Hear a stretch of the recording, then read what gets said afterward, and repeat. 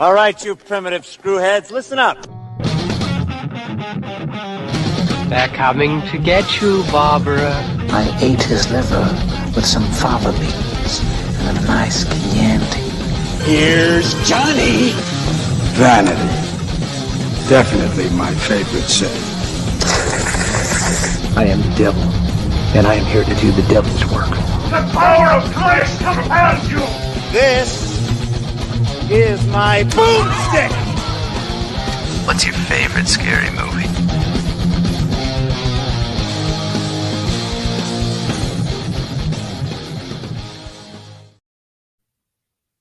What's up, horror heads, and welcome to Shiver, a horror movie podcast. We are your hosts. I'm Daniel DeBona. And I'm David Ulloa. And we are joined by a first-time guest, but one of our top listeners, from what I can tell, always has some nice things to say about the show. We are joined by Tyler Nafe. Tyler, how are you, man? Hey, guys. Thanks for having me. I appreciate it. Welcome. Yeah, well, thanks man. for having us on your show. That was an awful lot of fun. Well, we Yes. hope to have you again. We hope you guys venture back into the town of Ravenswood Bluff. They're alluding to them playing Blood on the Clock Tower, a social deduction game that we play on our channel off meta, which will air tomorrow. Yeah, there we go. Very excited to get that one out there and let everybody see. So, Tyler, it's your first time on, and I'm not going to try to ambush you too much, but whenever we have somebody on for the first time, we always like to ask just the question: where did your affinity, your love for horror start? Like when you go back to the beginning, what's one of the first ones you can remember just being like, yeah, this is for me? So I grew up in like a certified haunted house back in the 70s. The house I lived in Queen City Avenue, Daniel will know where that is roundabout, was investigated by when the colleges had parapsychology departments. I don't know if that's not a thing anymore, but it used to be a thing. And in the 70s, like the UNC parapsychology team came and investigated this house we lived in. We weren't living there, obviously, at the time. That was before my time there. But they kind of certified it as like, this is verifiably haunted. Bunch of weird stuff happened there while we lived there until we moved up to North Alabama. But I think that has always kind of like prompted my love of supernatural, paranormal horror stuff. I think the first movie that stuck with me and like haunted me for years was the It miniseries. Yeah. Right. And we also watched like a lot of Poltergeist and stuff, but I don't remember that scaring me nearly as much as like Tim Curry as Pennywise that was horrific for me. And when they did the new It's, I remember seeing like the Skarsgård makeup looks really good. I mean, like he looks cool and funky, but he will never scare me as much as Tim Curry just in that grease paint. Yeah. It's a time and place one too, right? Like you're watching that one when you're younger, so it just like when you're seeing it through the eyes of 8, 9 years old, it's just you're never going to be able to recreate that. So funny story about Tyler for our listeners. So Tyler and I have known each other for a little while. Tyler, an amazing musician, and was in a band called the Wolves of Chernobyl that I saw play, and I got to know him. It's like the greatest band name of all time. Thank you. It's like there's Metallica, there's the Rolling Stones, and then the Wolves of Chernobyl. And I had a music teacher in college. He didn't realize this was me, but he was just going off on Twitter one day about local band names, and he was talking about how local bands now have such pretentious names. And he mentioned us. He was like, might as well be the Queefs of Montgomery. And I was like, motherfucker, you're a classical guitar teacher. Ain't nothing more pretentious than playing green sleeves to a bunch of college kids. Anyway. Yeah, and tell me that, there haven't been pretentious bad names before that. Like fucking Dire Straits. I would say we weren't pretentious because, like, we were nerdy. Like, we're very earnest about it was a post-apocalyptic folk band. Yeah, they would perform in costume and everything. Yeah. It was great. We were Tyler, super nerdy. Preaching to the choir, man, because this is my MO. All right. I say, listen, I'm just a fucking loser. I'm a nerd and I'm gonna say things because I have passion. And then I get hit back with, well, why do you think you're better than me? Like, I don't think I'm better than you. I am clearly not. But there's I guess a pretension in that. And so supposedly we've inherited the earth, though, David, right? The geeks have taken over. Yeah. That's what I hear. I'm waiting for it to happen. But and so Tyler ran across Shiver while looking up just any podcast about the movie Oculus, right? That's right. And ran across, listened to the episode, liked it, started listening to a couple others, and heard me talking about Waffle Houses in Alabama, and was like, man, this guy's from Alabama. I should see who it is. And lo and behold, it was me, and contacted me. And now here we are. We've both been on each other's shows. And we are, and while we were talking, you were like, man, I'm in this big, like, eldritch cosmic horror phase right now. And I was like, oh, well, dude, you should be. Yeah. I was like, man, that's incredible.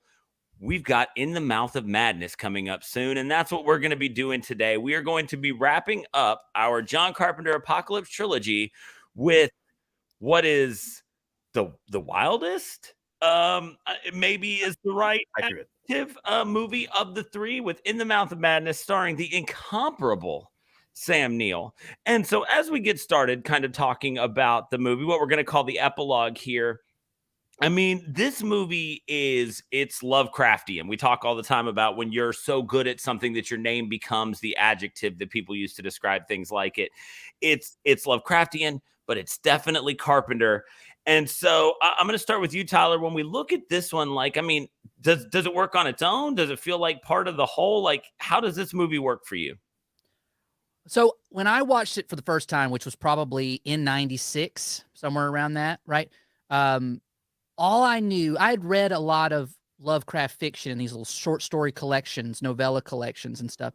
And I knew, or I wasn't finding any movies that spoke to that type of horror, right? I wasn't seeing anything like that out there. And so when my brother showed me In the Mouth of Madness, I was just like, this is, even though it's not an adaptation of any of that, it is. Like, it is, it speaks directly to that milieu. And I wasn't using terms like milieu at the time because I was whatever 13, but it really, but a pretentious 13. Oh shit. Hell knew yeah. What milieu was. Hell yeah. I said Roll Tide a lot less when I was 13 than I do now. But so that whole genre was something that I guess spoke to me even then, because I was like, man, I want more of this. And there wasn't more of that to find, really. Anything else that was out there was kind of schlocky or bad. And I think that's what this movie does so well, is it is absurd. Like, in some ways it's like, that's crazy. But it threads that needle to where you go like, but I'm here for that reality, as unlike John Trent, who keeps saying this is not reality. I'm like, yeah, I'm here. I'm with you. No, this is reality. This is reality, right? Yeah. I think it does work on its own. And I think I'm not as big a Carpenter aficionado. Like, I've seen Halloween and the Halloweens, and I've seen The Thing. I haven't seen Prince of Darkness, so I need to close that loop on this trilogy. But so this one was like, I don't know if I spotted as much Carpenter stuff as you guys might, but I see all the Lovecraft, and another figure that I'll talk about in a little while that's not Lovecraft, but definitely is in that kind of eldritch cosmic horror writing space. Awesome. Dave? So I, it was probably about middle school, got really into pulp literature. Guys like Robert E. Howard, guys like H.P. Lovecraft. And you're confused as to why people say you're pretentious? When I was 12, I got really into pulp literature. I call it literature because I guess it is, but it's just pulp writing. Right. It's the written form of Indiana Jones is what this stuff is, and so I got turned on to Lovecraft early. So like you, Tyler, when I saw this, I immediately thought, this is Lovecraft without being Lovecraft. It's kind of the same way that I felt when, as a Robert E. Howard fan, a fan of Conan the Barbarian, the first time that I saw Fire and Ice, the animated movie, I was like, this is Conan the Barbarian done better than the Schwarzenegger movie. Like, what's going on here? Right. So I find, as a fan of literature, sometimes you find these inspirations in places and you're like, this is what I have because there is no other. Right. It's like the first time that I saw the trailer for Overlord. We talked about this when we did Overlord. I was like, this is fucking Wolfenstein. Yes, we finally got Wolf. And it's not, but it is. So for me to get to experience Lovecraft in this way, because, yeah, I mean, we've got Reanimator and I love Reanimator. But Reanimator is a very specific kind of Lovecraft that isn't all of Lovecraft. Right. Most of Lovecraft is this, like, you don't matter. You're insignificant. Go crazy. Don't go crazy. Doesn't fucking matter because the old ones are coming. And so you better prepare for them because they want to be comfy when they get here and sit on you and kill you. And that's what this movie gets at. Better than any other movie, I think, ever. This captures that Lovecraftian horror, that sense that I am a speck on a speck in space. Like, that's insane. That idea drives people insane. Yes. And that's what we see happen with Trent from start to end. And I love it. And I think that it works on its own as a in a vacuum. This movie is fantastic. Whether you're looking at it as a work of metafiction, whether you're looking at it as a work of horror, as a work of science fiction, of fantasy, it doesn't matter. It works. It also works as a Lovecraftian horror film, but also, I think, as an entry in the Apocalypse trilogy. This is the piece de resistance. This is chef's kiss. You've put the cherry on the top of the sundae, and now you've presented it. I don't even need sprinkles. Right. Yeah. What's funny is hearing both you guys said this. I had the opposite kind of interaction with this movie. I saw this movie. I've only seen it once before I watched it last night. I saw it about 20 years ago. And this was my gateway into the world of Lovecraft, because when it was over, I was like, what the hell is that? Like there's gotta be something like he didn't just make this up, right? Like, this isn't just, I've seen John Carpenter do a lot of things, but there's obviously a deep mythos here that he's pulling from. And started reading about it, and I'd heard the name H.P. Lovecraft because I'm an Alien fan, and so I was like, oh, okay, so that I just kind of always associated it with that, and that was my view of cosmic horror. Completely wrong. I realized afterwards that wasn't cosmic horror. That's just, sci-fi horror. Right. So that is when I started reading Lovecraft, and I started finding these things. And much later in life, I researched Lovecraft, which, we let's not go there. Yeah, we don't have to go there. Look, disclaimer. Okay, no, we will have to go there because we always go there. We always go there. Disclaimer: Lovecraft, piece of human garbage. Right. All right. Absolute fucking racist. We don't condone racism or racists. And like we've discussed before, we believe you can separate art from the artist, and his writing is brilliant. Right. And so it's made easier in his case because he will never earn a penny from anybody who enjoys anything that he ever wrote. So as long as you don't accept some of the ideas about what mongrelization or however he put it, right? Then you're gonna be fine. And so I ended up getting into that, and then I sort of had the same experience as y'all, where I was like, man, I want more of this, and it was like, there is no more. Like, this is this is it when it comes to movies. Like, this is the one, and I don't know why it took me so long to get back to it. But what was really cool last night, and when I was telling Dave, I was like, it's been probably 20 years. He was like, it might as well be your first time, and yeah, it might as well have been, right? I remembered bits and pieces. Also, full disclaimer, 20 years ago was the beginning of college. So that's all just bits and pieces. That's right? A blur. Like, yeah. That's all just one giant painting that's run together. But so it was, watching it last night, it felt like the first time. It was my first time watching it through analytical eyes. And this movie, man, just like you said, looking at it as a standalone, there's so many things in this movie that are so ungodly terrifying. There are so many things that are just scary. Like, they like keep you awake at night, not even necessarily because you're scared, but because you can't turn your brain off. This is the type of horror that, like Dave said, I'm a speck on a speck. I don't know what's out there. Nobody knows what's out there, right? We got a couple of probes in space that we're celebrating when they get so far out, but by the time that information's getting back, that shit's all old news. You know, none of that is relevant information to the current time. And so then there's hundreds of years before it reaches any other star system. Correct. Like, just let that sink in, man. Yeah. All right. It's taken years for it to get past fucking Pluto, right? You ever read NASA briefings on DMT? So it's great like that. And it's so standalone. I think this is absolutely spectacular. As part of the trilogy, face value, just straight up and down, when you're watching, you have no idea what you're getting into. I think this is the scariest one, at least in the jump scare and just pure in your face, ramped up nonstop. You know, we talked a lot about all the tension that was located in Prince of Darkness. This one, the tension hardly ever builds. Well, it's always building, but you're constantly being faced with so much. Like you're thinking about a lot of different things. You're not just focusing on the one thing.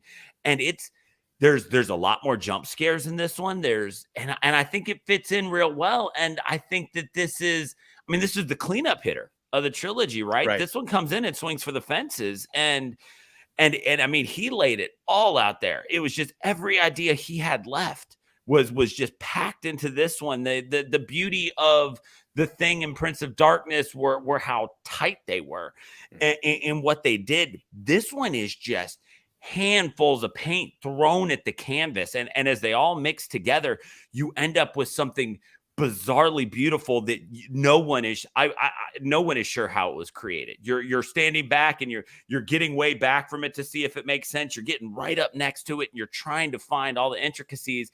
But parts of this movie feel accidental, which is bizarre and so un-Carpenter like, right? And perhaps that's part of the genius. We've talked about this idea that we're so lucky that John Carpenter is so good at what he does, and we are absurdly lucky that he painted this and that it makes sense for as much as is in this.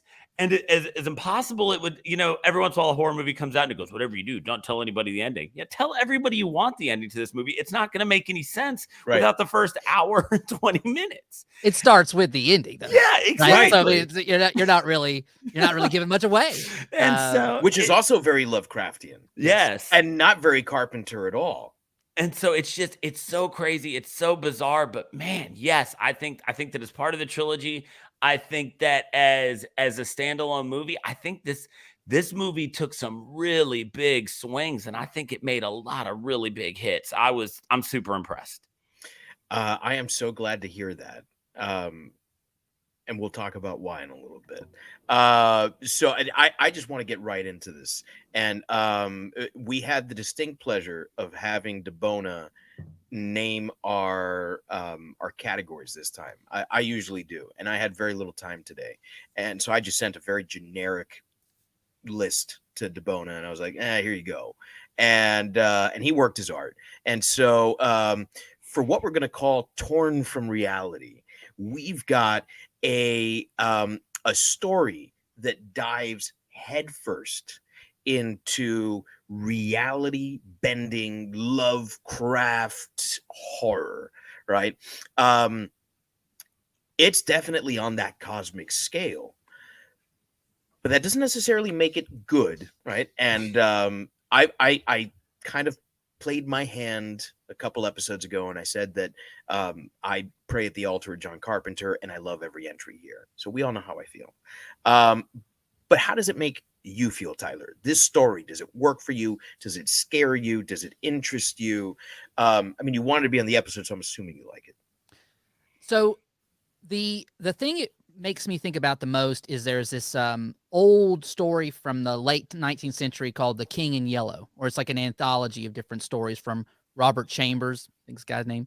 And the idea is the through line through all of these stories is that there's a play called The King in Yellow. And if you read it to the second act, you will go just beyond crazy. You'll lose your mind because of the truths that are in the play, right? Mm-hmm. The first act is very banal. The second act is full of such terrible truths that you'll lose your mind.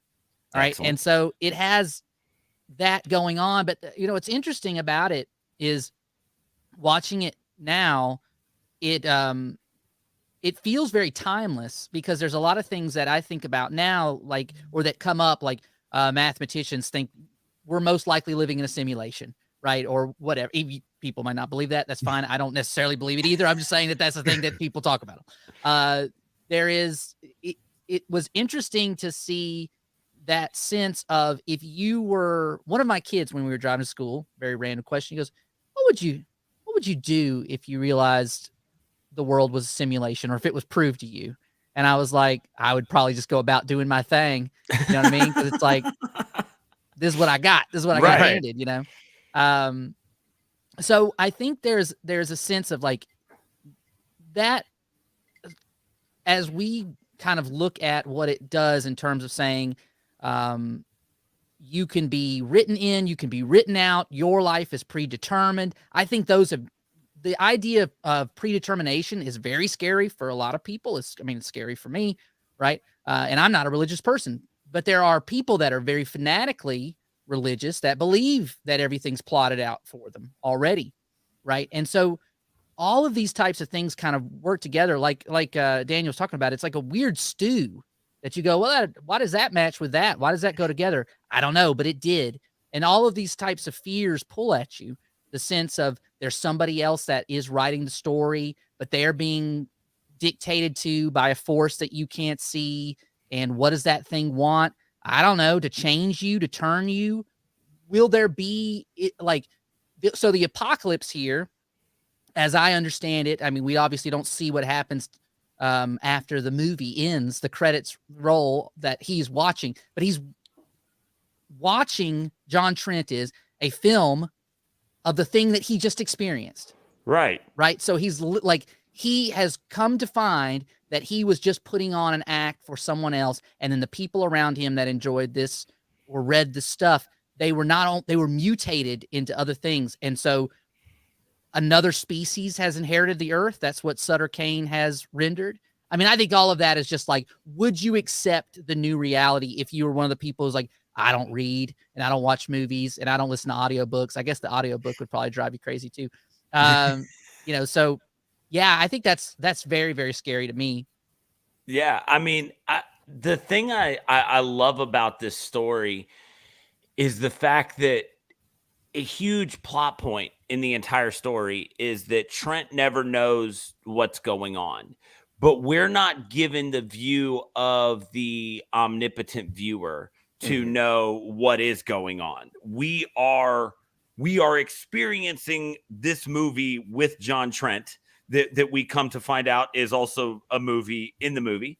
We're living it. So every time something happens and he's like, oh my God, that's so crazy, we're sitting there watching, go, oh my God, that's so crazy. We don't get any prelude to anything unless he gets it. They do a very good job of keeping the perspective on this movie real tight. There are blinders on through every bit of this movie. Really one of the only times that we see something happen without him is the first time that Stiles goes into the church by herself. And then that kind of wraps up real fast. And then we get her explaining what happened to him or what happened to her. She explains it to Trent.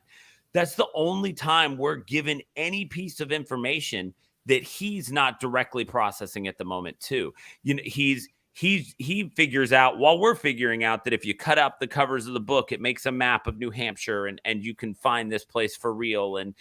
And then we're finding out that while he's hearing that these other people don't exist, Charlton Heston is telling him, that Stiles never existed. still, it's always just, I mean, he's not even like young in this, right? But still, it's like, man, look at young Charlton Heston. Right. He can whoop that ass. Yeah, it really could. And this is post, from My Cold Dead Hands. Right, exactly. Yeah. So the public perception of him had already started to decline, and he was still a stone cold fox. It really was. And Sam Neill said he was very sweet. Everything but the gun thing, and they didn't talk about the gun thing. He said, and so this is a movie where you're just absolutely along for the ride, but also there's never a time where any exposition is just dumped on you, which is great because, again, one of the things this movie starts with seeing that Sam Neill has lost his mind and he's being committed. We don't know exactly why he's being committed. Has he lost his mind? Right. Or has he lost his mind? Correct. We come to find out the balls. He did murder somebody. Yes. It was a lucky shot. I got an orderly with two testicles the size of grapefruits that would beg to differ. That lucky man. And so you've got just so much happening here that when you sit back, does it make sense? Hell, I don't know. I don't know if any of it makes sense. But does it need to make sense? No, because we're immediately presented with this idea of the fact that Sutter Kane's writing is not for the weak-minded. And that Sutter Kane's writing can influence people and cause them, I mean, they said like insomnia and all sorts of stuff can be caused by his writing.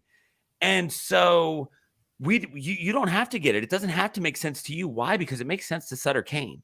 And when this is all said and done, this is what the old ones told him to put down. This is what they told him to write into reality. It doesn't need to make sense because that's what's going to happen. And I mean, how often do you look at things that happen in the real world and go, I can't make any sense of this? Well, all the damn time. Mm-hmm. Right. So to see it play out like that was so weird and so wild. And I mean, it's just so much happens. I was amazed at how incoherent this story was. And yet at the end, how satisfied I was with what was presented to me on the screen. Before I comment, Secret Tunnel streaming, the entire streaming. Interesting here. Posted a quote from Prince of Darkness. This is the Prince of Darkness, right? Quote. You will not be saved by the Holy Ghost. You will not be saved by the god plutonium. In fact, you will not be saved. Which is, I think, one of the best lines in that movie. And then came in and said, "Such a great movie." So this was from a couple minutes ago. So probably while we were doing Prince of Darkness talk. But we always like to bring our comments up, our listener comments up here. So and he can go check out the pod on stream on Apple Podcasts or Spotify, right? We're on Spotify, we're on Google Cast, we're on Apple. Yeah, go Maybe check us that out. last FM feed got fixed. We're at Shiver Pod. Yeah. Call your local radio stations too. Just tell them, hey, can you put on Shiver? I mean, eventually, if people request it, they got to do it. Speaking of the '90s, you're just gonna call the radio DJs. Serious? People still listen to Sirius? Hey, Mr. DJ, can you please spin these tunes here? I love everything about this movie, but for me, I think one of the best things about this movie is how much of an absolute throwback it is, which that is a very John Carpenter thing, because John Carpenter is a fan of the classics. This, in many ways, is no different than a film noir that would have been put out in the 1930s or the 1940s. You've got a guy who falls into some mystery that he is more or less unrelated to, right? And he's like, oh, well, now I got to see this through to the end. And the incredible like twists and turns that he goes through don't make any sense. And that's not the point of the movie. Right. Because the point of the movie is the journey. It's not a twist ending. It's not a reveal here or a reveal there. You're just along for the ride. Maybe the real cosmic horror is the friends we made along the way. Stuck to the back of my head. Gooey mouths. It's the climb. It's the climb. Up the oh man, what was the name of the church? It was black. Oh, the Byzantine church. The black, yeah, but he didn't say Byzantine because he's He said Sam Neill. Byzantine. Yeah, Byzantine. Byzantine. There it is. Yeah, there should be a black Byzantine church here. You didn't look closely enough. I love that it didn't matter, that nothing mattered, because he ended up right where he was at the beginning, and it's very easy, especially upon your first watching, for a movie like this to make you forget about that opening scene. Right. Because I remember what it was like the first time I saw this. And I remember what it was like when they finally end up in Hobbs End. I had no idea anything else was going on. I was sitting in that car with Trenton Stiles, and I was just in the moment. I was experiencing everything that's going on. Is that a fucking dog? That's the only living thing here. Oh, look, it's the fucking Children of the Corn. And now everything's fucking happening. And you're just like sitting there with both a mental hard on and a physical hard on, because you have no idea what the fuck's going on, but you know you like it. Right. And that's I think the perfect way to think about this movie. I don't know what's going on, but I like it. And then when you really start to think about this movie is when the cosmic scale of it starts to really sit in. Was this guy really being spoken to by the old ones? Right? And are these the same ancient ones from Lovecraft's writing, or is it some new old ones? Whatever, right? Was he? Because, like, I'm pretty sure some dude in New York once said a dog told him to kill people. He did. But did it? Right? and that's the thing. Like, is Sutter Kane the chosen one? Is he a prophet? Or is he just fucking nuts? And does it matter? Because in the end, nothing that happened in this movie matters. Right. In the same way where, and again, this is one of the things I love about Lovecraft's writing, is that it reminds us that we don't matter. We're so insignificant. And that's something that can really drive people insane when you start thinking about like how little I matter. So if I matter that little, I mean, you can either accept that information and say, well, then what's the point? Or accept that information and say, well, let me matter as much as I possibly can to make a little bit of a difference. I don't know about you, Daniel, but that's why I teach. Yeah. You know, that's why I father children. That's why I try to do some good in my community. That's why I try to do things, because me as one person, no, I don't matter. But a legacy that you can leave, well, that's something. And guess who left a fucking legacy? Sutter Kane did. Yeah. And that is the kind of thing where, like, someone asks Trent, I can't remember who it was, maybe it's Styles, like, do you like what you do? He's like, yeah, but he doesn't fucking do anything. Right. What's his he legacy? finds cons, right? That's all. That's all he does. His life doesn't matter until someone who made their life matter made him matter. When his agent comes in and looks at him and he's got the two fucking pupils and he's like, do you read Sutter Kane? His life fucking blew up. You know, that's the kind of thing. And real life is like that sometimes, where you have accomplished nothing until one person comes into your life and says, hey, are you ready to hear about our Lord and Savior Cthulhu? And you say, yes, I am. Yes, I am. Please sit down and tell me about this Cthulhu. How do you pronounce it? Right? That's the kind of thing that is terrifying to me.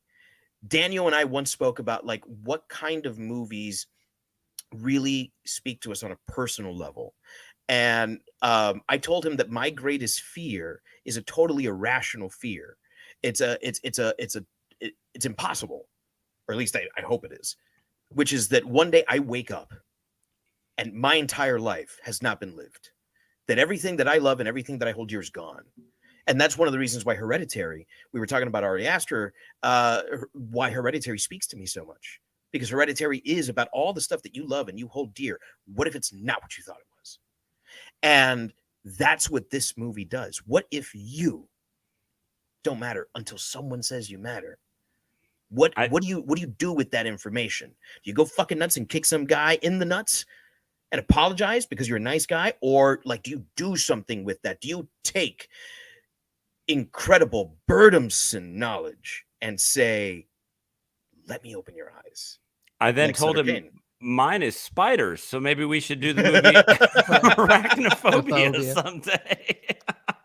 I think what you're touching on, David, is this is like a grotesque meditation, right? It's more than a linear plot, because, like you said, it's something that you're kind of experiencing.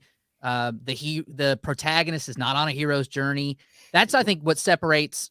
And I think it's interesting that he chose, or Sutter Kane writes these pulp characters, these pulp stock characters into the story that then, because he says at one point he created John Trent, which I don't know if that's true or not, but he's so charismatic and we don't see anything to the contrary. And John seems to be like, maybe you did, maybe you didn't. Fuck, Right. I don't know. And we don't know anything of him having a history before he was attacked by that agent in the coffee shop, or we know the one scene, or before we see him breaking at the guy who ran the warehouse scam. But and here's the only other person to have a prior relation. Go ahead, Tyler. You go ahead. Oh, thank you. That's very kind. That introduction is a very literary introduction. When we meet him, like, that's exactly how a book would open up. So when you hear him say that, like, this is the really amazing thing about how this movie's written, is that when the character Sutter Kane says that, what my brain starts processing is, holy fuck, Sutter Kane is real. And Sutter Kane invented this guy so he can be in this movie that I'm watching. Right. And your brain starts going through all this crazy stuff which can't possibly be real. But in the moment, because you're experiencing it with John Trent's eyes, right? If this were a book, it would be written in first-person perspective. Like, that you are Trent. You're meant to be Trent. And that's one of those, like, aha moments where it's like, oh, fuck. Am I? I don't know. I didn't exist before the movie started, so maybe. Yeah. There is a little bit of like him trying to, if he's a character, right? If John Trent is a created thing of Sutter Kane, there is a little bit of him trying to get off the rails that he's been put on, because Styles is kind of built as this femme fatale. That's why, like, it's so kind of jarring, because they're in the office and she's kind of like horny on Maine, from the time that they're first talking. She's like, "Oh, you read books?" Like, yeah. When you say it like that, I think I do. Tell me about how literate you are. Yeah. I love editing books, if you know what I mean. I don't. But I mean, she's kind of got that vibe throughout for most of the. And when she does finally go, like, I'm going to put full seduction on, she's also kind of like losing what little sense of self she has, what little agency she has at the same time, and turning into a weird. When she flips that switch, Oh, man. She's gone. And I love the way that she phrases that. I lost myself. Or I'm losing myself. I'm losing myself. Yeah. Yeah. Like, I think that one of the, in that Tyler, you had the really good, idea of predetermination being just such a terrifying idea. Cause I'm with you on that. Just the idea that there are schisms in religion based on the idea of whether or not our fate is predetermined and everything's already written. That in itself is terrifying. And that moment after he confronts Sutter Kane and he's holding the manuscript, and Sutter Kane rips himself as the pages of the book, and he gets to see into the further, the great beyond, where the old ones are coming from. That moment's already really scary. But then when Styles starts narrating it as she's reading out of In the Mouth of Madness, that hits on a really, really different, terrifying level than so many things, because like Tyler said, well, I guess of course he's looking into that hole and seeing what he's seeing, because that's what Sutter Kane wrote. And you have those moments where, you know, if you weren't watching this movie and at least one time weren't like, oh man, I don't know if I'm happy or not that someone wrote into my story that I'm watching this right now, right? Like it's just like back in 99 when everybody left the Matrix for the first time and they're like, shit. So can I just unplug it? Right. Like what if I am just a brain in a jar, you know? And you have, it's that same thing where at least in the Matrix, you know, you had the free will to do whatever was confined within the program. There's no free will to it. You are just making the choices that were made for you. And that, Tyler, you're right. That is really, really scary to me. The fact if I sit around and I think about everyone who's ever come into or gone out of my life, just being written to play that part, that's scary. And that's the type of thing that, you know, it's funny. When this was over, I was like, wait, is this cosmic horror or is this eldritch horror? You know, so I'm reading, I'm like, okay, it's both, right? It's all of those things. But those moments where you start to wonder, like Dave has said over and over again, are you significant at all?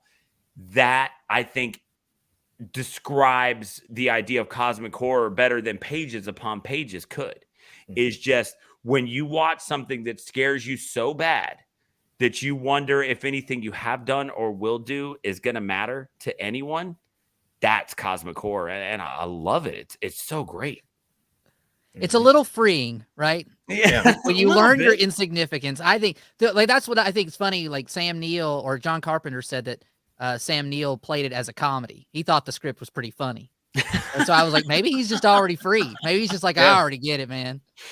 Don't matter. That always leads to like got that Jurassic Park monkey money. That always leads to some of the best like performances though, like Michael Caine approaching Muppet Christmas Carol serious as a car Super wreck. earnest. Yeah, you know, he's just like gonna win a BAFTA. Like that is how he approached Muppet Christmas Carol.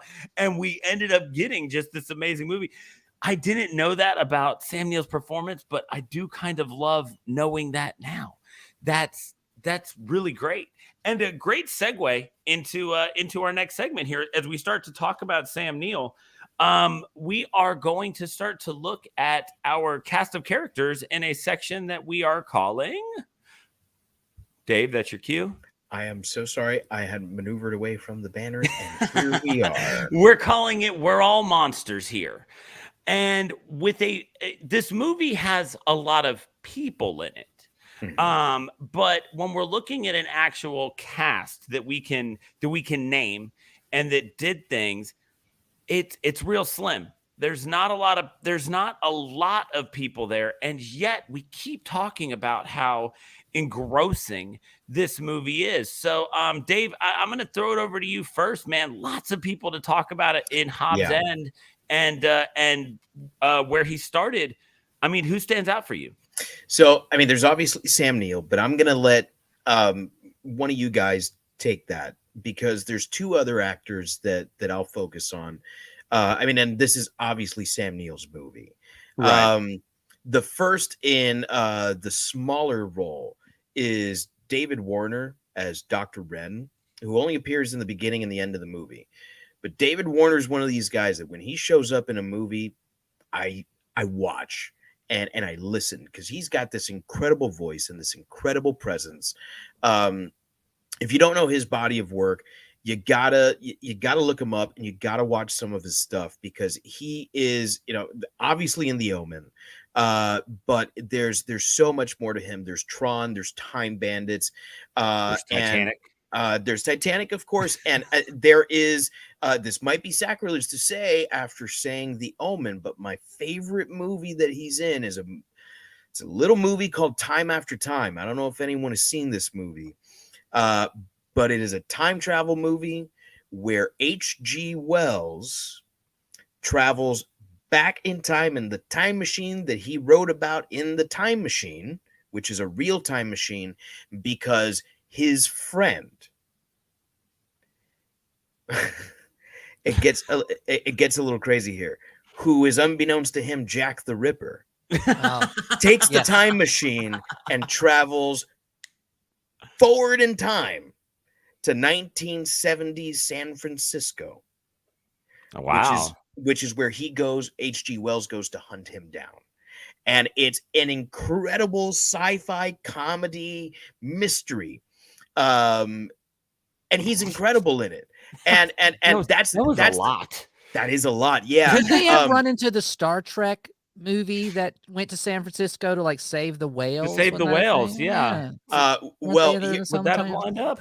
Yeah. Well, here's the thing is that it's directed by the same guy. Yes! Yeah. Nick Meyer, who directed Star Trek II, The Wrath of Khan, and Star Trek IV, The Journey Home, he directed that same movie time after time. And so David Warner's one of these guys that it's like, Dude's got a real thing for San Francisco. Yeah, well, I mean, who doesn't? You know, you go to San Francisco, you party a little bit, eat some sourdough. Let's leave it at the partying. So David Warner, definitely one of those guys, and I love him in this movie. Another guy who's got a more significant role is Jürgen Prochnow, who plays Sutter Kane. You know him from The Seventh Sign, from Judge Dredd, from Das Boot, of course. Yeah. And to keep it horror, he was in a little horror movie called The Keep, which, to go back to Wolfenstein, is a very Wolfenstein movie without actually being Wolfenstein.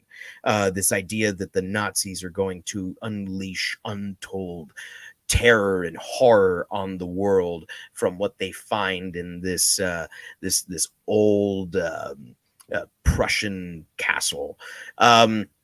So he just chews up scenery, Jürgen Prochnow, and he's so good as Sutter Kane. He's absolutely believable. There's a stoicism to him, but there's also a pretension to him. I think he's actually pretentious, not in the way that Tyler and I am pretentious.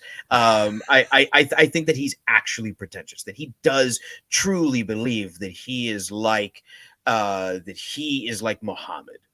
that he is being spoken to by the old ones, and that they're telling him to do these things. I think he believes it, and I think after watching this movie, I think it might be true.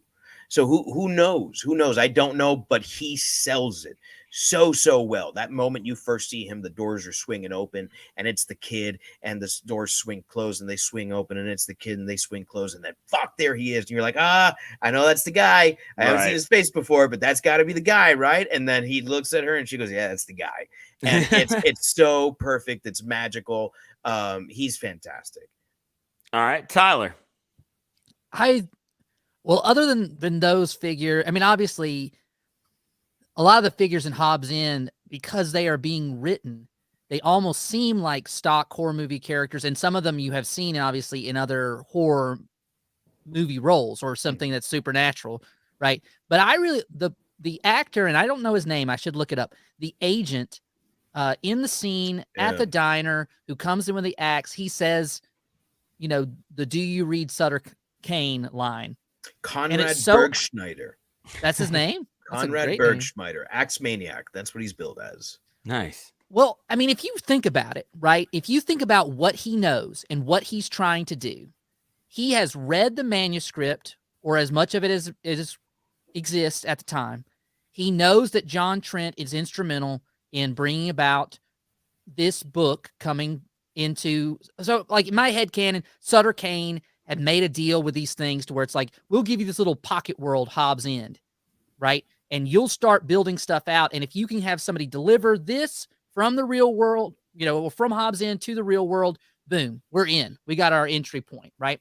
And so he knows that John Trent is somehow instrumental in this. He's the real protagonist, or would be, because he's lost his mind so bad. He's so off the farm that, he just comes at him with an axe and gets shot. And then the way he says that, "Do you read Sutter Kane?" it's a phrase that comes up a few times in the movie, but it's the best version of it. And it's so, right. It's like this litmus test for, are you one of us, or have you become one of them? Right. And that's kind of what he's expressing. And I just think I don't know, it's so central to, the tone of the movie. That with somebody doing that at a lesser, in a worse way, or with less energy or malice, or that it's something about the tenor of his voice. Like I could never get it. It's not gravelly, but it's almost kind of tinnish the way he speaks. Okay. Anyway, but he really stood out to me, and doesn't do a whole lot. Obviously, Julie Carmen, who plays Styles, I haven't seen her in a ton of things other than this, but she does such a great job with what she has, which is this kind of this almost knowing I am playing a stock character. I am winking, I'm nodding at the camera that I'm some kind of male fantasy of what a book editor would be, right? Like when book editing, I guess, was sexy. I don't know when that happened, but it was. Right. It always was in Hollywood. I guess, yeah, that's true. And so, she is this kind of, I think she understands that she's a creation of this guy, and there to do, but at some point there's a sense that she's either play acting, that she's either trying to lure John back with a sense of like, oh, please save me, right? Or that's still part of the performance, right? Because she seems pretty, when she swallows the keys with glee. Oh my God, yeah. And like a lot of keys. Yeah, that's a lot of keys. And she's had some practice. It's very, very sensual. But she also is, it's hard to say if she was always on the track of being like the disciple, because there's plenty of times when she's the one who's experiencing, and in some cases alone, when he's asleep in the car, she experiences one of the scenes that stuck out to me as a kid, driving past that person on the bike that ages in this kind of terrifying way as she goes through this loop, and then goes off into the sky and, sits down and hobs in. She also kind of notices the painting and how that's changing and how that represents what's going on around them.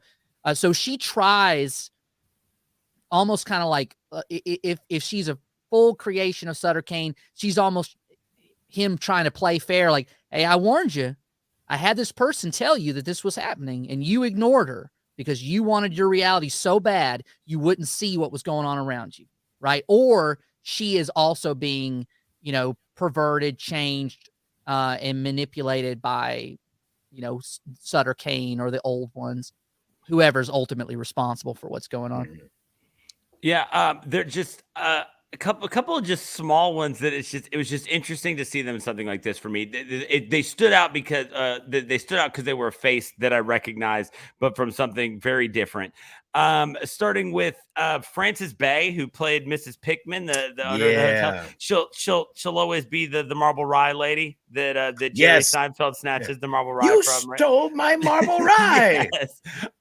So it was just kind of cool to see her in something like that. I was texting Dave as I watched it, because when the mob shows up for the first time, I'm looking at the guy in front of the mob, and I was like, I know this face. His name's Wilhelm von Homburg. And he was Vigo the Carpathian in Ghostbusters too. Yeah, I mean, it was Vigo. Yeah, exactly. So you're like the buzzing of flies to Vigo. And so those are cool. Also, this was the film debut of Anakin Skywalker himself, Hayden Christensen, as the paper boy, right? So those are good. I did really like the little bit of John Glover that we got. You may know him as Lionel Luthor from Smallville, which is the first place that I put him. I think of him as Lionel, but he as kind of the guy running that asylum. And at the beginning, when he turns up the music and it's the Carpenters, and he just cranks it up and all the inmates are singing, and you can tell that that's obviously something he does all the time to kind of drown them out, and they've just become conditioned. But there's so much glee in him to just crank up that Carpenters track. And he's got that last line of dialogue in the movie. Yes. When he turns around and he says, do you read Sutter Kane? And then that was exactly it. He's the last one to say, do you read Sutter Kane? Yeah. And he in his little bit right there was just great. But going last here, I get to talk about Sam Neill, man. This is a guy who, when I see him, I automatically think of Jurassic Park, as I'm sure so many people do. And yes, Sam Neill has a long and storied career, and the guy is an amazing actor. But we get to see so many sides of Sam Neill from the beginning, where he's just fighting and freaking out and then trying to apologize and convince everybody that he's not crazy. Then when we see his descent and we're watching as all of these things happen to him, and he's so, and like Tyler said, to see that he was kind of playing this whole thing as a comedy and he was never taking any of it seriously, made that all just, it rang so true, because this is a guy whose job it is to bust con men. And he's seeing right through all of this, because interestingly enough, it's fiction, but it's not fiction, right? It's a guy writing a story. And she even says, you're right, but you're wrong. There was a publicity stunt, but this ain't it. And he's seeing right through it, because that's exactly who he is. And then when we see him kind of just keep delving further and further in until he's ready to quit, and the look on his face when he's trying to leave Hobbs End, and he can't. So he finally, instead of throwing it into reverse, just decides, you know what, fuck these people. Like, I'm done with this. I'm done with this town. I don't know if this is real, then they're monsters. If it's not, then it doesn't matter if I kill them. And he just floors it through him.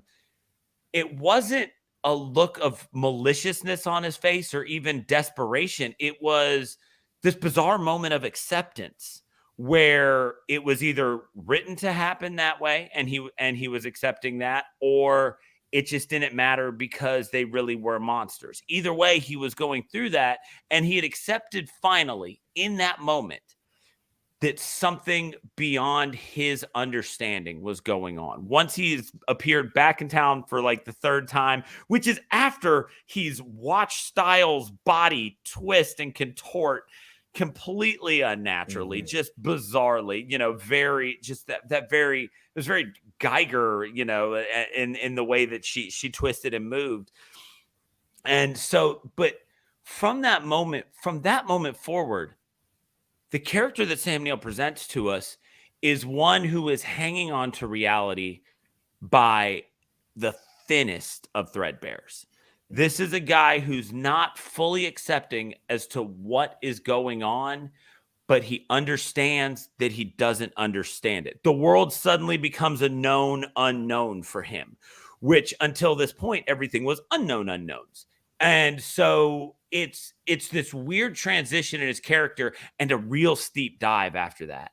And we see him interacting with Sutter Kane, and he's still a smart ass when they're in the confessional booth, and he's talking to him there. And then he ends up in the weird sanctuary, and you're watching him realize that maybe all of this is real. And then you get this really great, that moment I was talking about when Styles reads, and you're getting narration, and he so perfectly plays. It's like what I would imagine an actor trying to do in a table read if a narrator were reading what they were supposed to be doing. We get that moment where he's showing us how he's going to experience what the narrator saying. And that's a weird thing, I would think, to try to portray, because you've got to do it like it's happening to you, but it's being read to you at the same time. Just that whole thing is so strange. And I never didn't believe that Sam Neill was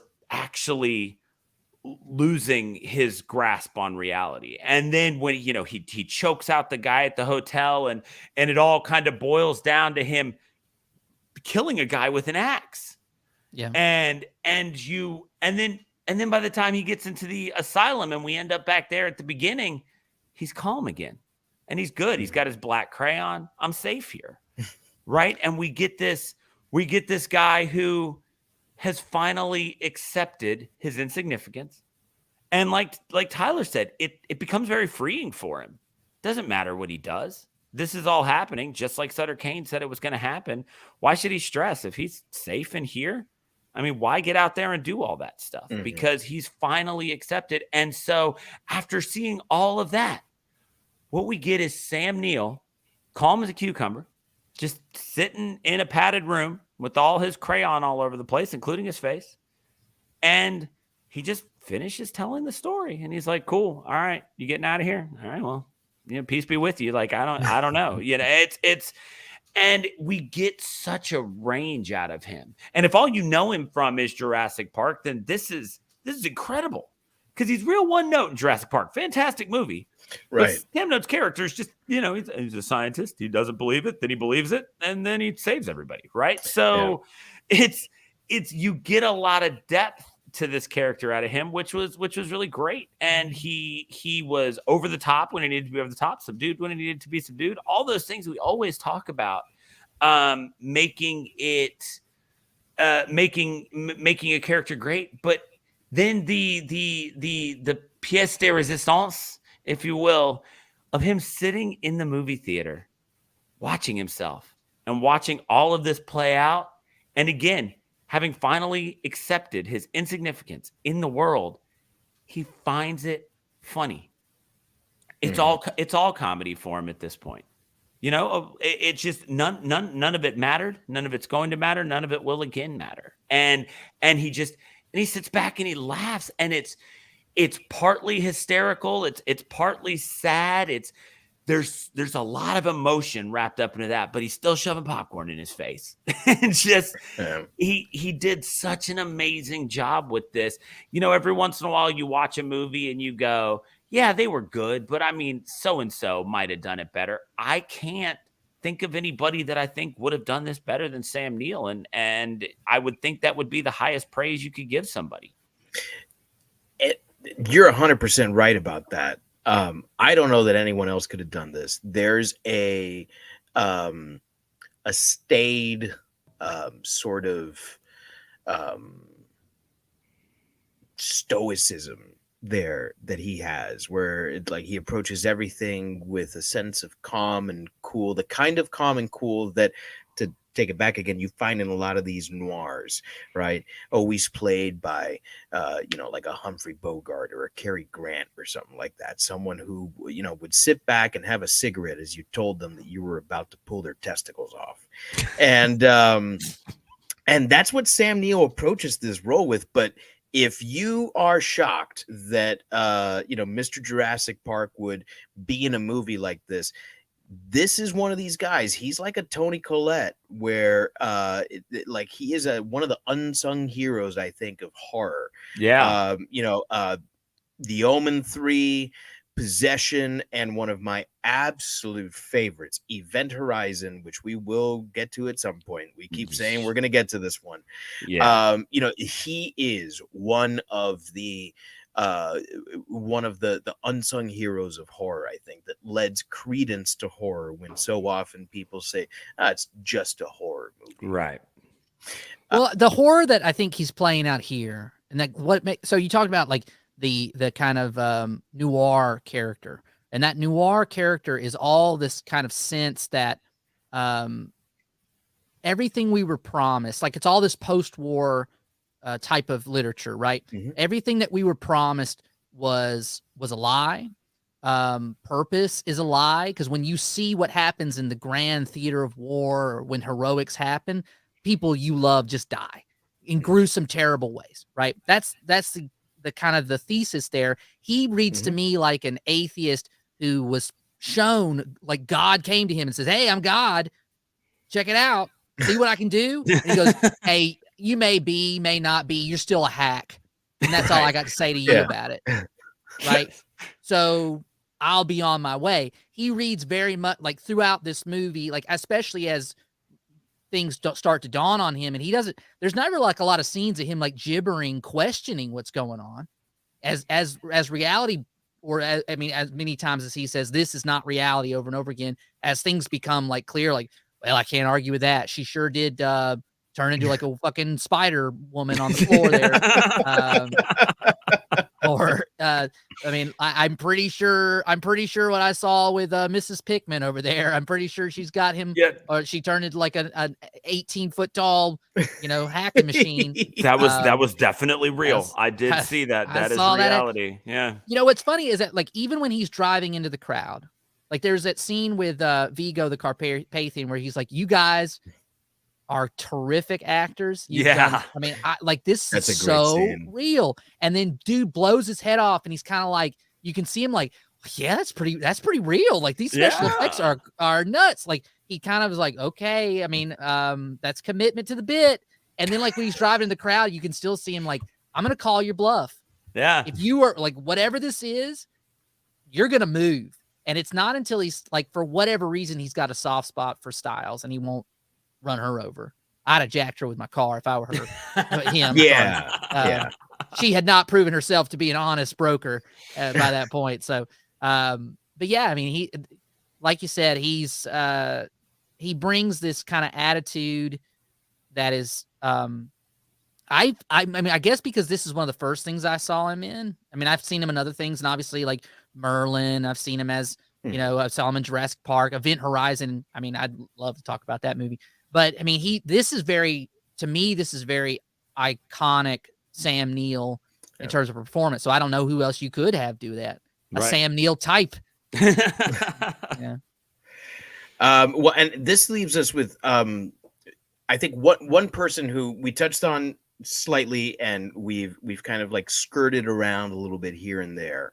But Sutter Kane as the writer's writer, right? The kind of person that puts what was the phrase? Stephen King, he outsells all of them. Right.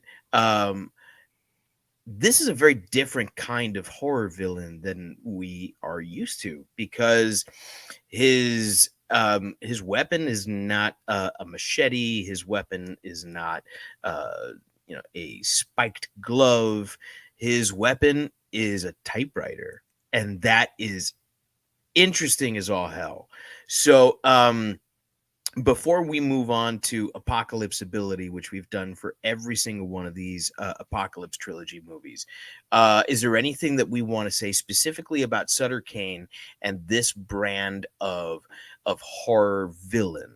And I've been throwing it to you, Tyler, so I'm gonna go to Daniel first for this one. Just real quick before we move on too far from Event Horizon, we've got Unknown 25 mil. It says Event Horizon. You mean the prequel to the Warhammer 40K universe? It's great. Here for it. Let's go. So, what makes Sutter Kane so interesting and sets him apart is there are so many horror movies that are premised on somebody who thinks that they're God, somebody who thinks that they're a God. Sutter Kane fancies himself the God. You know, he is the God. There are none like him. And for all intents and purposes, he is in the reality that we come to accept as In the Mouth of Madness, starring John Trent. He is God. Everything that he writes happens. Every intricate and bizarre plan that he lays comes to fruition. It always, one time on Geekmore, we did like best video game villains. And I was at odds with myself because I'm a big Final Fantasy nerd. And, I was like, okay, I'm only going to do one Final Fantasy on there. Am I going to do Kefka? Am I going to do Sephiroth? Went with Kefka. Why? Because Kefka did actually successfully end the world. He did in Final Fantasy VI. That's what Sutter Kane does here. We can look at The Thing and maybe the world ends after The Thing.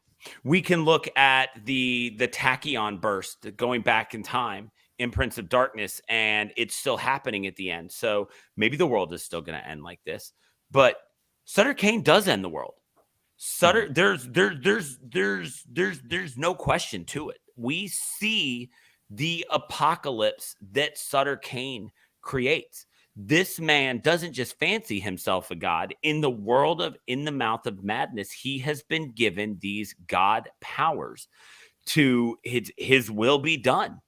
And whether or not it's his will or the old one's will, but his writing be done, his word be done. So saith Sutter Kane, so say we all. Right. And that's something that could be done very, very hacky. and it could be done in a way where the guy is not terrifying at all. But a man who is so calm in his what appears to be insanity, but as we see it play out, is his reality, his confidence in his ability to do that, and then eventually finding out that he can make Sutter Kane a very, very scary person. I think you both hit on some really. I'm sorry, Tyler. Go ahead. You're up. Well, I like that you presuppose that I was going to have a good point. Yeah, a lot better. Well, I think what's interesting about Sutter Kane is that he says at one point that the more that people read, the more they believe, and the more that they believe, the more power this work has. All right. So this is a very kind of like, this comes up in a lot of horror story or kind of like macro mythological stories like American Gods, belief creates certain things about reality. Fables. Chaos magic, fables. Yeah. So he is kind of buoyed or bolstered by like these market forces or capitalism, right? So he goes and the first time they saw like a bunch of people, like, I don't know, fans of the book going and splitting people's heads open or eating their mamas and daddies, maybe they should have pulled some of this stuff off the shelves if it's to the degree that people are talking about. Like, people are losing their minds. Now, like, if you go like, well, it's just a bunch of marketing, it's just BS. It's just fluff. It's there to, make this sell more copies. But if they had like real data that goes like, yeah, real fans of this book are losing their shit. And it's pretty rough. Like, maybe we should tone it down a little bit. But nobody's like, not Charlton Heston. He's not acting, or Arcane. No one at Arcane is being a responsible broker and being like, yeah, maybe we should, lighten this up a little bit.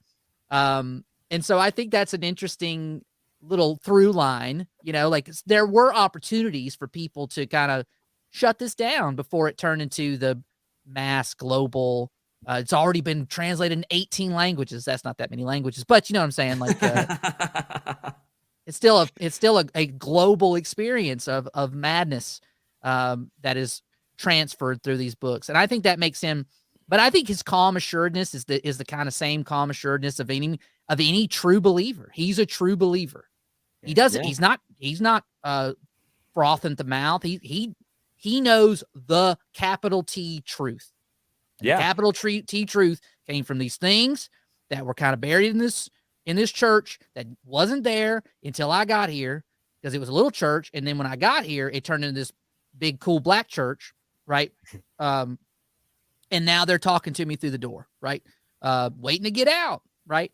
So I think that sinister level of like, he doesn't even think of himself as evil. This is just what it is. Mm-hmm. To argue with this is you are evil because you are arguing with reality. With reality. And I have made it. So you're welcome. That's kind of, I think that's what makes him such a scary figure. It's the other side of the Ozymandias from Watchmen coin, where he's done the math. This is how it works. This is how you reach world peace. I'm not a villain. I'm the hero because I'm the one who's going to make this all work the way it's supposed to work. And so, like Tyler was saying, these people going crazy. There's a great line, and it's from one of the news broadcasts at the very beginning. And they just say, when does literature become religion? Which is a fascinating take on really any religion, because they almost all start with, so I was talking to this guy and he said that God told him to tell me this. I had to write it down, unless you're a Mormon, then it's, I was digging in the woods and I found these old discs. Luckily I had my magic glasses on me at the time. Now listen, we throw a lot of jabs here, but you leave the Mormons alone. I wish I had magic glasses and magic underwear. Look, that's exactly the point that I was going to get at, which is that, and this is going to piss a lot of people off, but I had a little bit to drink tonight, and I'll have a little more later. So so I don't care. There is no difference when you look at it coldly and logically. There is no difference between Sutter Kane and Moses. There's no difference between Sutter Kane and Jesus. There's no difference between Sutter Kane and Muhammad. It is the person who is bringing the new gospel, the New Testament from above to you. And I have always thought of this as the most impossible of all apocalypse scenarios in this trilogy. I don't know that that's the case, because if you consider the amount of gore and viscera that those three prophets have wrought on this earth with war, right? I mean, we're destroying ourselves over interpretations of things, forces that we can't see, that we can't prove. And that's one of the things that Trent says at the end of the movie to Dr. Wren. He says, a species can always smell its extinction in the air. That's exactly what this is. We are destroying ourselves. Tyler, you mentioned something earlier where it's like, people are mutating and turning into these things. Are we turning ourselves into these monsters, or is it some sort of higher power that's doing it? The really sad thing about that is that it doesn't matter, because whether we're doing it to ourselves or it's being done to us, it's happening. And we seem powerless to stop it, because either we're written that way, and someone like Sutter Kane is saying, well, it is because I say it is, because they say it is, or we're simply not strong enough to stop it. It's like watching someone in the line of a car, and you want to say, sir, move, you're about to get hit by a car, but all that comes out is and it happens every single time, right? We see videos on like Facebook and YouTube and stuff. I say Facebook because I'm an old dude, right? And of like dads doing these amazing things, like right as their kids are about to fall, like they're in the kitchen, they're cooking, and then the kid like falls off the stairs and they just catch him and bring him down here, right? For every one video like that, there's like 100,000 instances where the kid just right, and you see it happen. You're like, oh no, someone should do something. And you're powerless. You're powerless to do anything about it. And that's the really scary thing about Sutter Kane. That's the really scary thing about this reality. The shared reality is that we are, more often than not, powerless to change our fate, even if there is no fate, even if it is not written in some book somewhere. I hate the phrase God's plan. That was part of God's plan, right? I hate that phrase. But even if there is a plan, Sutter Kane's plan, God's plan, whoever's plan, we can't do anything. And if there is free will and I have the power to change it, no, the fuck I don't. Yeah. Well, have you ever thought about, like, you ever noticed some thing that catches on in a big way, a song that everybody goes, oh, you got to admit it's catchy, or a movie that everybody's like, oh, this, you don't, I'm not even gonna tell you what it's about. You just gotta have to see for yourself. And like, it kind of takes on this life of its own, and you watch it and you go like, yeah, I get it. Didn't enjoy it. Didn't think much of it. Right. Like we talked about one of these off air. Barbarian. I'm just going to go out and say it. Okay. Barbarian. I don't want to get anybody in trouble. Anyway, I didn't know we don't have that sponsors. Barbarian money coming in. But yeah, there goes that check. It's not coming in, Daniel. That's a very shallow analogy for what I'm getting at, which is that sometimes like the zeitgeist hits a tipping point with things where you go like, yeah, I don't know. There's a way to pull this back. Like once we all become super cynical about none of us trust the government, or none of us trust each other, or none of us trust science, or none of us trust, like, once that happens, it's hard to pull it back in. It's hard to regain your innocence or tip things back over to balance. And I think there's something in that as well of why this is so scary. Like, once this kind of hits the tipping point, like, if there was a chance to stop it, it's gone. Like, right. So for, genie's out of the bottle. Yeah. Yeah. And unless you're Solomon, you're not putting it back in. So as we talk about the fact that we're reaching a tipping point, and so we've got to look at the fact that just like the other two movies that we've done here, this is an end of world scenario. So in a section that we've been calling Apocalypse Ability, I want to know, and this is a time when we can't compare it to the others, because that's what we're doing here. How does this stack up for you as an end of world scenario? We've looked at all three now. I mean, is this the most bleak? Kind of, where do you rank it, Dave? Yes, it is. I think it is the most bleak of all these scenarios. It's also the one that I think on a personal level scares me the most.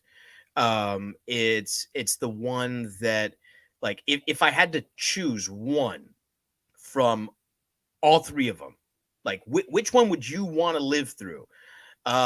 It's weird to say, but I think I'd rather live through The Thing, okay, than the others. Because with Prince of Darkness, that something is going to happen. And that it's coming, that there's a point in time. And once that comes, it's like, there it is. And we changed it, but we don't know how we changed it, right? There's a little bit of that, like, Terminator and Terminator 2 bit there. It's like, there's no fate but what we make for ourselves, and you can only postpone Judgment Day. But what actually is going to happen, we don't know. And we don't know what's going to happen between, here and then. We know that we stopped it right now. With The Thing, like, at least once you're gone, you're gone. Fair. And it doesn't take very long for the world to end. It sucks. It's awful. It's terrible. It's probably, I don't know. But this, man, to be one of the people who knows the truth, right? Because those that don't know what's going on and think it's just like mass hysteria, like, that's scary. That's really scary. But it's not as scary as knowing the truth of what's going on and being someone who has tried to stop it, like Trent, and then realizing, like, wow, I can't stop it. I can't do anything, because in the grand scheme of things, I don't matter, and you didn't matter, and none of this mattered, and somehow, it's like Cabin in the Woods. Yeah. The end of Cabin in the Woods, I think, that's another Lovecraftian movie without being a Lovecraftian movie, because at the very end, when it's like, hey, yeah, we stopped the bad guys, and then it's like this giant fucking hand that just comes out, splats you, and you're like, oh, well, I guess it's all over now. That's something you got to try to live with, that you tried and failed, but you knew, and that's awful. That's terrible. I always tell my wife, if you ever cheat on me, don't tell me. Just don't tell me, because I'd rather not know, because when you know the truth, that's when pain and suffering starts. So cheat on me and don't tell me, or don't, at all. That's the that'd only be nice. option. I mean, if the only options are tell me or don't tell me. Right. Exactly. I love that every single segment, Dave's final statement has just been like, but it doesn't matter. Like, it just so perfectly sums all this up. All right, what about Apocalypse Ability for you, Tyler? Well, I will, once again, I'll come back, and I've read a synopsis of Prince of Darkness. I haven't watched it. I was going to rent it the other day, and I haven't gotten around to it. So I can't compare it to that. I would say, I think everything Dave has said is spot on. The one thing I wonder about, an apocalypse is always relative, right? So when Columbus showed up in the New World, that was an apocalypse for the people that lived there, and for Europeans, it was like, sweet, right? Gold, treasure hunt. So it's a matter of perspective, right? So in The Thing, and free labor, the Thing, right? So we don't know much about, that alien race. We don't know what their aims or goals were. They were pretty much like they were in a bad spot, right? And they were just like, we want to get out of here, and we're gonna change into you, and we'll act natural, everybody. All right, we're out. Oh no, we're not. Fuck, we're stuck. And that guy's got a flamethrower or whatever, right? So, but we don't know what they would end up doing, given the planet and what that means. It means probably bad things for us, we'd assume. Right. The same thing, I'm assuming if anti-Jesus or the devil and anti-God hang out and that folds reality inside out, that's probably bad for everybody. I think this is pretty bad for us, right? If you stay sane, you probably are going to live through watching people you care about get hacked up or swallowed by some monster, or like even just the minor things, like it doesn't even really focus all that long, but like Hobbs End acts as a portent for everything that's going to happen in the real world, I assume, right? So the kids, what are they going to do? They're going to try to eat mommy and daddy. Yeah. Right. And how many movies are scary enough on their own, but just the idea that like, my kids might come in and try to kill me in my sleep because something has gone, like Sinister is scary enough on its own on that premise alone. Yes. Right. So it's like, we just threw that in as an aside. That's going to happen. Oh, also, you're going to turn like some weird, like fish troll thing, maybe. Or like your wife is, she looks like a sweet lady. She's really like this terrible homicidal killer and also got bunches of arms. Like all of that stuff, like on its own holds up a lot of scary stuff. And then it's like, well, it's all kind of happened simultaneously because not only am I not gonna in reality, right, I'm gonna end it as you know it, it's gonna be terrible. What I give you is gonna be shitty. It's almost like a punishment, you know. So in terms of apocalypses, that's pretty bad. You're probably just better off like making like Vigo and blowing your brains out. So the whole time I was watching this movie and I was running through that apocalypse ability scale in my head, and I kept thinking, well, at least with this one, you're going to reach a point where you have a chance to fight back. And that was something that, was tough to think about with The Thing. With Prince of Darkness, they did successfully temporarily fight back. But with this one, it was like, okay, so that you just don't read or watch In the Mouth of Madness, and then you hide out in the woods, right, or whatever. And so it's like, well, so maybe this one's I swear this isn't my exact thought. I was like, so maybe this one's not that bad, right? Like I just gotta hunker down, not watch this movie, not read this book, and I'll be all right. I love that term, hunker down. And then, but what are you supposed to read? What are you supposed to do when you're hunkering down? You've got In the Mouth of Madness right there. Yeah, it becomes ubiquitous. They start putting it on TBS at 3 PM. You didn't even know what you were doing. Well, and so, but then I had two other realizations. One, I am a almost 40-year-old man with next to no survival skills. Like I love a good zombie apocalypse scenario. Ain't gonna make it that far, fellas. I got nothing for you. I've shot a gun like 3 times in my life. I don't know how to tie a hook onto a fishing line. I don't know what to do with an animal were I to kill it and need to eat it. I don't have survival skills. So hunker down, not really an option unless I stumble across some sort of bomb shelter that somebody else has stocked up for me. Twinkie factory. The other one being, I'm so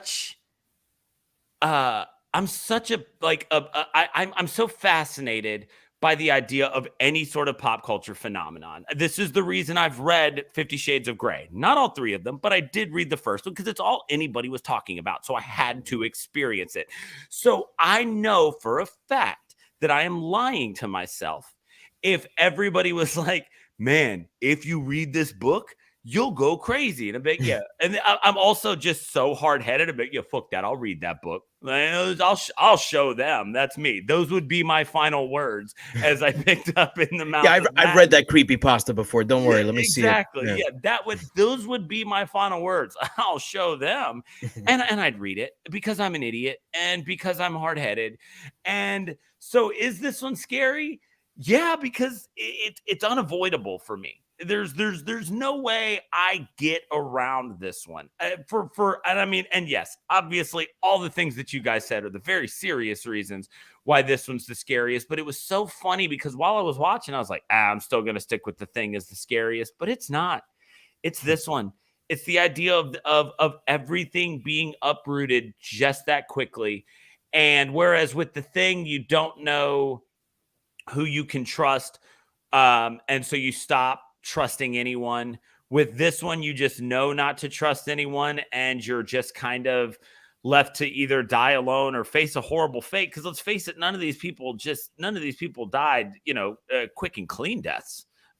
From what we saw, it was all just the brutality of man at its most primal, and so I do think that this is definitely the bleakest and probably the scariest of the ideas, and I think that was the perfect reason to save it for the third one. There you go, and that leaves us with only one thing left to do, which is to rate this movie.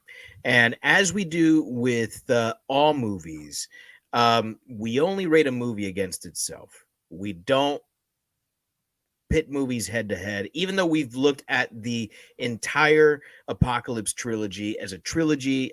We kind of just compared here in Apocalypse ability. We're not rating the movies against each other. So we're also not rating this against anything else. So we're not rating this against, Double Indemnity. We've talked about a lot of noirs. We're not doing that. All right. Thank God I've never seen that one.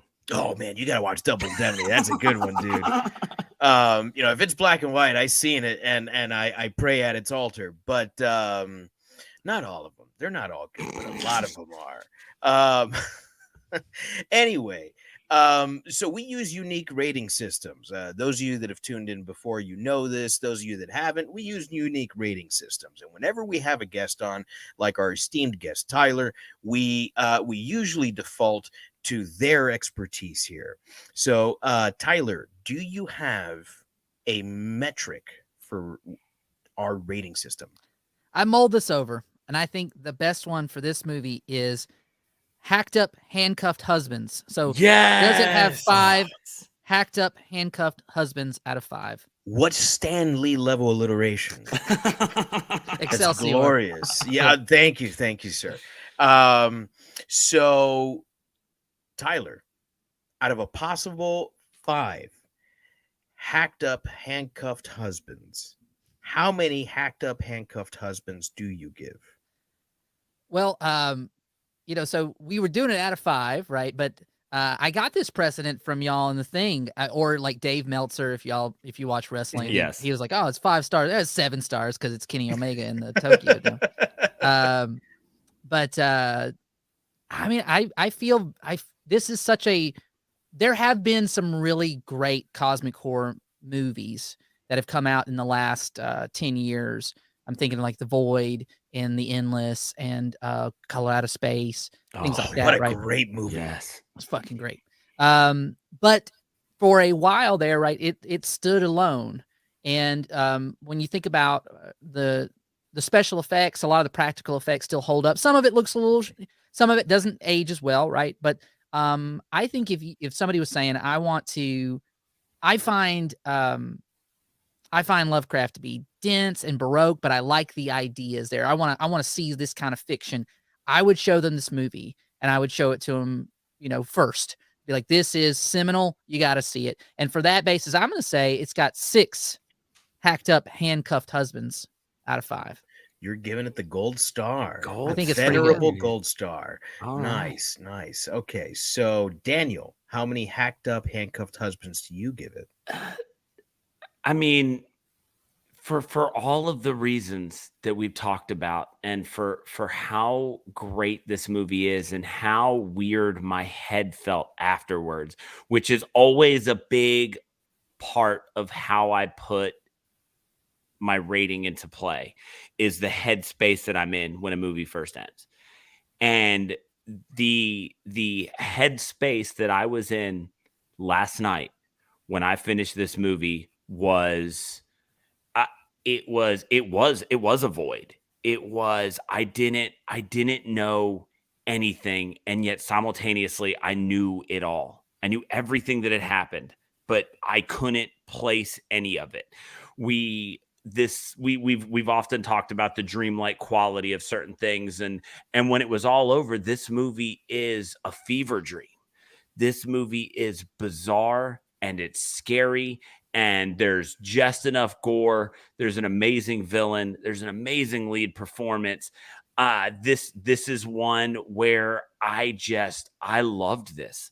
I cannot wait to watch this again without waiting another 20 years and seeing where I can kind of place it in a greater pantheon of things. And so while I'm not going to gold star it, I am going to say, man, for everything that this movie was supposed to be, had the potential to be, and this is 5 handcuffed, hacked up husbands. It's just incredible for everything that it's supposed to be. This is that movie. I like that. I'm gonna join Tyler at at the 6 hacked up, handcuffed husbands. Every time, and this is something I said to you, Daniel, when you started texting me that you'd started watching the movie, and you made a comment. I can't remember what the comment was, and I said, I always forget how much I love this movie. It's one of those movies where I've seen it a handful of times now, and every time I watch it, I remember, fuck, this is such a good movie. And it's one of those things that feeling never leaves.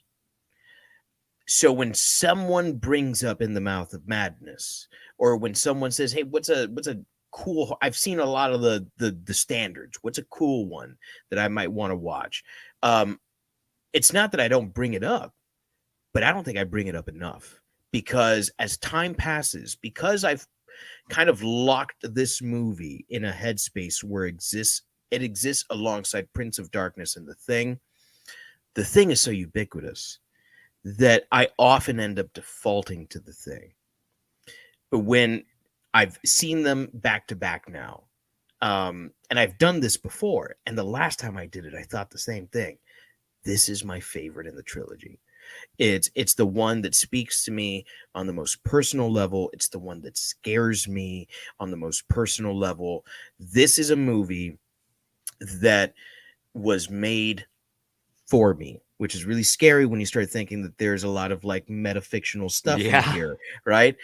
So like, did Sutter Kane write the movie for me? No, not any more than he wrote it for Tyler, that he wrote it for Daniel, or that he wrote it for you, the listener.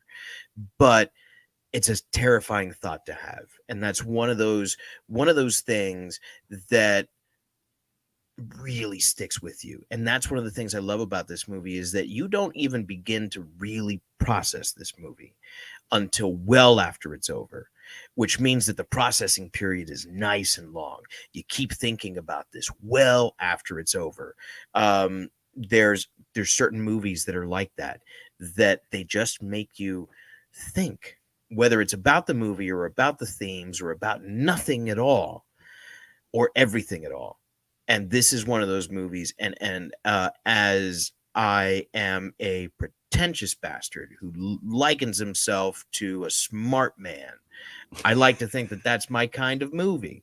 The kind of movie that's going to make me think, because, yeah, I'm a smart guy and I like to use my brain muscles. But in the end, it's just a good fucking movie. Yeah. And for that, it's going to get the gold star. And if I mathed correctly, which I probably didn't, and Daniel, you can verify here. That's 5.6. That's 5.66 which repeating. Rounds up to a perfect 6. Boom, we did it, Tyler. We got it. All right. That is 6 hacked up, handcuffed husbands, and I didn't fuck that up once. Nice. And I'm proud really, of you. I'm proud of myself. You should be. Well, so there we go. There you have it. I mean, this one's another certified gold star. I mean, the trilogy as a whole at this point basically is, right, because that's 2 6s and a 5. Yeah. And so that math works out exactly like this one did. So as far as trilogies go, can't recommend this one enough. Tyler, thank you, man. You have been incredible. This has been awesome. We really appreciate you. Tell everybody where they can go about watching y'all and your friends play. So tomorrow you'll get to watch my friends Daniel and David and Nick and Andy and Hunger and Seth. What a real hoot having everybody over was. Play Blood on the Clock Tower, where we'll be playing tomorrow. It's going to be, you can see us at twitch.tv/offmeta. You can see us at YouTube, youtube.com/offmetaplays. And we got some other assorted things. You can tweet at us if you're into that, but you don't have to. It just, it's one of those things, like if you wake up in the middle of the night and you go, I got to tell these assholes something. Twitter's a good place to do that. Yeah. Because we'll get basically all it's for anymore. So it's a wasteland. It is. It's toxic, but yes. And so if you are watching us live, it'll be tomorrow night. If you're listening now, go check. If you're listening when this drops in a week, make sure you go and check out Todd's. We had a lot of fun. We look forward to coming back. We look forward to having you back, man. I think you were incredible. You did a great job. A lot of really good insight. Thank you so much. Mm-hmm. And to everybody who's stuck with us, I mean, we according to my watch counter up here, we've had a couple people who have hung in there for the whole 99 minutes, 100 minutes at this point. So much longer than we normally go. So this is nice to be able to really sit and digest this. It was good. This is another one where we didn't just sit around and talk about, that moment was cool or this kill was cool. I mean, we some didn't even talk about the soundtrack. I know. Yeah. I even was like, it was one of the first notes I made. I was like, it's not just Carpenter weird music. Like there's a soundtrack here. But yeah, just so much incredibleness. So to everybody who watches all the time and listens all the time, thank you. If you are new, make sure you head to shiverpod.com where you can find links to all of our social media pages. We're on Facebook, YouTube, Twitter, and Instagram, all at ShiverPod. So make sure you head there and check that out. If you think that our logo right up here in the corner is cool, if you head to TeePublic and you look for What's Up, Bro, you can order stuff with that logo on it and keep it on our social media because hopefully we got a merch drop coming soon. Yeah, we do. And keep tuning into our social media because we got some cool stuff planned for next month as well. So that'll be very cool. So Tyler, thank you so very much. You are the man, as the youths say. I don't think they say that anymore, Dave. They did back when I was a youth, and that's how I like to keep it. So on behalf of all of us here at Shiver, fright you very much.